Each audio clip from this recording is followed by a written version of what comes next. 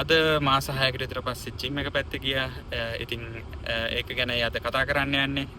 Gym එක ගිය එක නෙවෙයි කොහොමද ප්‍රොක්‍රස්ටිනේෂන් එහෙම නැත්නම් අපි වැඩක් කරන්න බැරි කමක් තියෙන්නේ. අන්න ඒක හදාගන්නේ කොහොමද කියලා. ඉතින් මේ පොඩි තියරි එකක් තියෙනවා ඕනම දෙයකට විනාඩි 20ක් කමිට් කරන්න කියලා. අද මම කරේ ඒ වගේ දෙයක්. ඒ කියන්නේ මම අද නැගිට්ටකම හිතුවා ඕකේ මම ජිම් එකට ගිහිල්ලා මොකොත් කරන්න විනාඩි 20ක් දුවලා එනවා. එච්චරයි. ඔය මගේ ජිම් මෙම්බර්ෂිප් එක කොහොමද අවුරුදු දෙක මොන හරි සබ්ස්ක්‍රිප්ෂන් එකක් මම ගත්තේ. ඉතින් ඒක එක්ස්පයර් වෙන්න කලින් ඒක පාවිච්චි කරන්න ඕනේ අපරාධේ.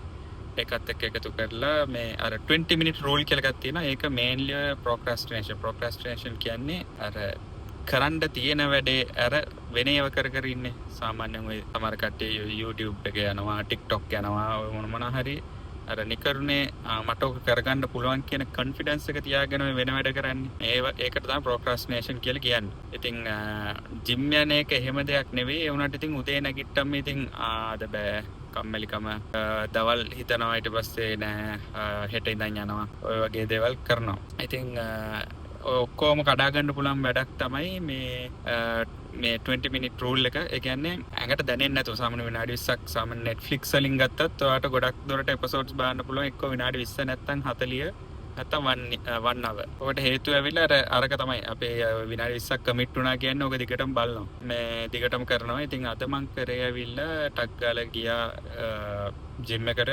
ඉල්ල විනාඩි 20ක් දුවනවා කියලා හිතාගෙන ගියේ. කොහමද විනාඩි 25ක් දිව්වා. විනාඩි 25න් කිලෝමීටර් දෙකක් විතර දිව්වා. ඉතින් එච්චර ලොකු දුරක් නෙවෙයි. ඒ වුණාට I'm happy. මාස 6ක ඇවරේජ් එක ගත්තා නම් අද තමයි මගේ බෙස්ට්.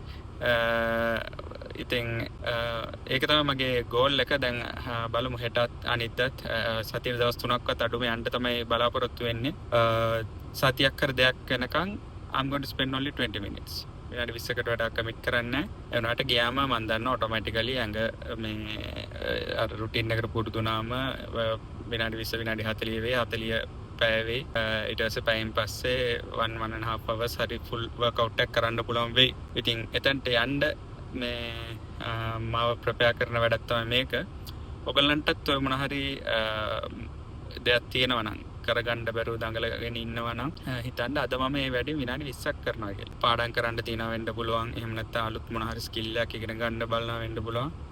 කමිට් වෙන්න මම අද විනාඩි 20යි මේකට වැය කරන්නේ කියලා ඔර්ලෝසුවක් ගන්න ෆෝන් එක සයිලන්ට් හරි නැත්නම් වෙන කාමරයක තියලා ගිහිල්ලා වැඩේ try කරන්න. මේ ඕක කරන්න හොඳම දේ තමයි පොතක් කියවන එක. පුළුවන් නම් අද try කරලා බලන්න. Thank you.